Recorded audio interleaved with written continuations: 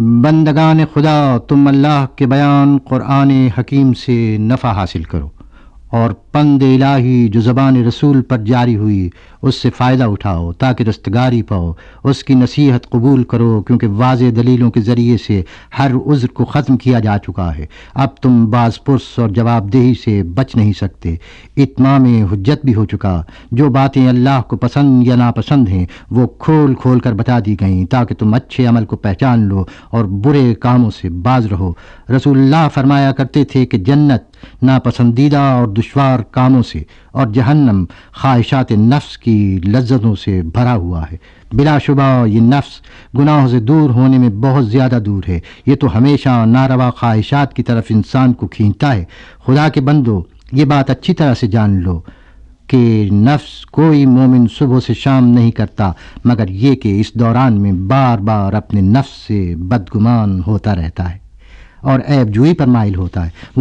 وہ ہمیشہ اس پر کمی اطاعت کا الزام لگاتا ہے اور طاعت کی زیادتی کا متمنی بن جاتا ہے۔ پس تم ان لوگوں کی طرح بن جاؤ جو تمہارے پیش رو تھے۔ انہوں نے مسافروں کی طرح اس دنیا سے اپنے خیمے اکھاڑ لیے اور انہیں منزل سفر کی طرح طے کر لیا۔ اور یاد رکھو کہ یہ قرآن حکیم ایک ایسا ناصح ہے جو کبھی خیانت کا مرتکب نہیں ہوتا۔ یہ ایسا رہنما ہے جو کبھی گمراہ نہیں ہونے دیتا اور ایسا محدث ہے جو کبھی جھوٹ نہیں بولتا۔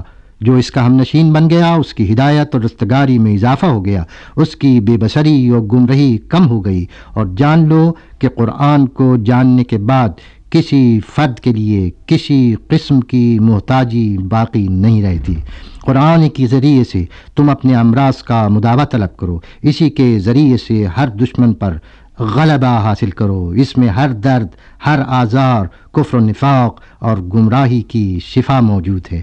پس اسی کو وسیلہ بنا کر خدا سے سوال کرو، محبت کی پونجی لے کر اس کی طرف بڑھو، اسی کے وسیلے سے اس کی مخلوق سے کچھ نہ کچھ مانگو اور جان لو کہ روز قیامت قرآن ہی وہ شافع بنے گا جس کی شفاعت قبول ہوگی، اور جس کی شفاعت قرآن نے کی اس کو ضرور فلاح حاصل ہوگی، اور جس کو قیامت کے روز قرآن نے رد کر دیا وہ نقصان سے نہ بچ سکے گا، کیونکہ اس روز پکارنے والا پکارے گا کہ آگاہ ہو جاؤ کہ ہر عمل کرنے والا آج اپنی پاداش میں گرفتار ہے، مگر وہ جو قرآن کا ساتھی تھا وہ آزاد ہے۔ بس تم اس کے پیرو بن جاؤ اور اپنے رب کی رحمت تک پہنچنے کے لیے اسے اپنا راہبر بنا لو۔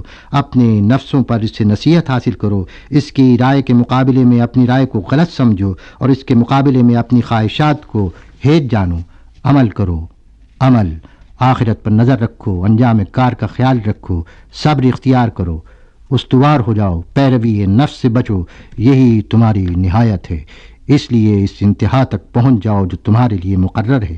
تمہارے لیے پرچم اور نشان، پیغمبر اور ائمہ موجود ہیں۔ پس عافیت پانے کے لیے اپنے نشان ہدایت تک پہنچ جاؤ اور رستگاری حاصل کرو۔ اور ہاں جان لو کہ اسلام غایت اور نفع ہے، اسے اپنے قبضے میں کر لو۔ خدا کی طرف متوجہ ہو جاؤ، اس کا حق ادا کرو، اس کے احکام کی پیروی کرو۔ قیامت کے روز قرآن ہی تمہارا گواہ بنے گا اور تمہاری طرف سے حجت اور دلیل پیش کرے گا۔ آگاہ ہو جاؤ کہ جو کچھ مقدر تھا وہ واقع ہو چکا، اور جو خدا کا حکم اور ارادہ تھا وہ بھی ہو کر رہا۔ میں جو کچھ کہتا ہوں اسی کے وعدے اور حجت کی بنا پر کہتا ہوں۔ اللہ فرماتا ہے کہ بلا شبہ وہ لوگ جنہوں نے کہا ہمارا مددگار اللہ ہے اور اس کے بعد وہ اپنے قول پر قائم رہے، ان پر فرشتے نازل ہوتے ہیں اور بشارت دیتے ہیں، کہتے ہیں نہ ڈرو اور غم نہ کھاؤ اور جنت سے راحت پاؤ جس کا تم سے وعدہ کیا گیا تھا۔ بے شک تم نے اقرار کیا تھا کہ ہمارا رب اللہ ہے، تو اس کی کتاب پر، اس کے دین پر، اس کے بتائے ہوئے واضح راستے پر استقامت کے ساتھ چلو، نہ حد سے آگے بڑھو اور نہ بدعت کا راستہ اختیار کرو۔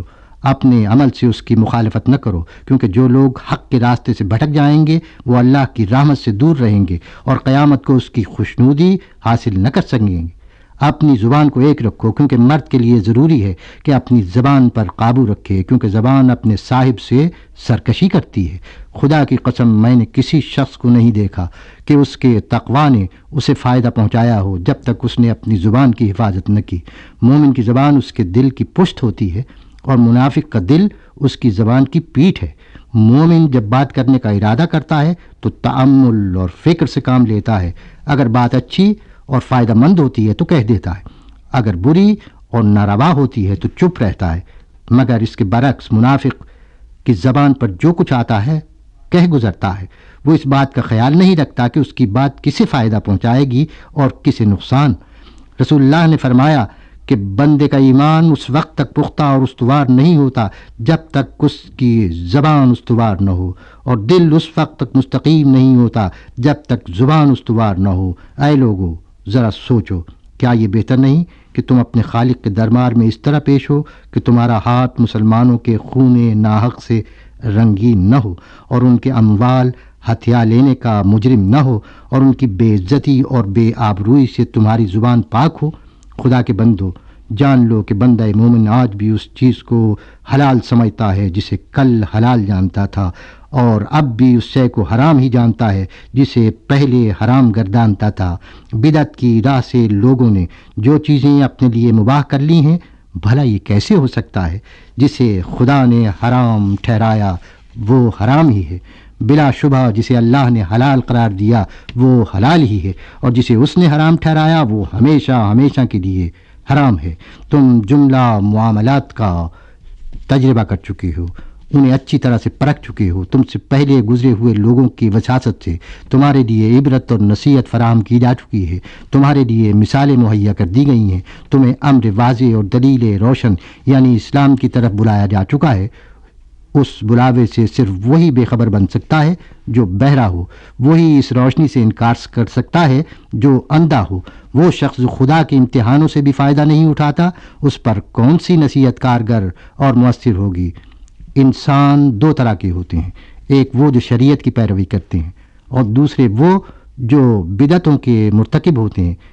ان کے پاس نہ خدائی قانون کی کوئی دلیل ہے اور نہ حجت کی روشنی۔ بے شک خدا کی کتاب قرآن سے زیادہ کوئی نصیحت اور موعظت نہیں۔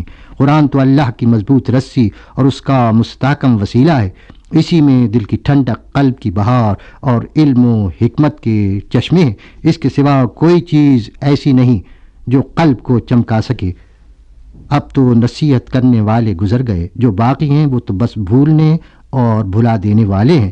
بس بندگان خدا، جب تک تم خیر کو دیکھو تو اس کے معین و مددگار بن جاؤ، اور جب شر کو دیکھو تو اس سے منہ پھیر لو اور اس کے قریب بھی نہ جاؤ۔ رسول اللہ کا ارشاد ہے کہ اے ابن آدم، خیر پر عمل کر اور شر سے بچتا رہ، اگر تو نے ایسا کیا تو یقیناً خوش رفتار اور میانہ رو ہوگا۔ اللہ کے بندو، جان لو کہ ظلم کی تین قسمیں ہیں، ایک ظلم جو کبھی بخشا نہ جائے گا، دوسرا وہ جو ترک نہ کیا جائے گا، تیسرا ظلم جو بخش دیا جائے گا اور جس کا بدلہ نہ لیا جائے گا۔ وہ ظلم جو بخشا نہ جائے گا شرک ہے، کیونکہ حق تعالی نے ارشاد فرمایا ہے کہ خدا اسے ہرگز معاف نہیں کرے گا جو کسی کو اس کا شریک بنائے گا، اور جو ظلم بخش دیا جائے گا وہ ہے جو انسان ارتکاب معصیت کی وجہ سے خود اپنے نفس پر کرتا ہے، اور جو ظلم ترک نہ کیا جائے گا وہ ہے جو بندے ایک دوسرے پر کرتے ہیں۔ اس کا قصاص، تلافی اور بدلہ آخرت میں انتہائی شدید ہوگا۔ This program is the sole property of Pakistan Broadcasting Corporation, Islamabad. Piracy in this regard is illegal.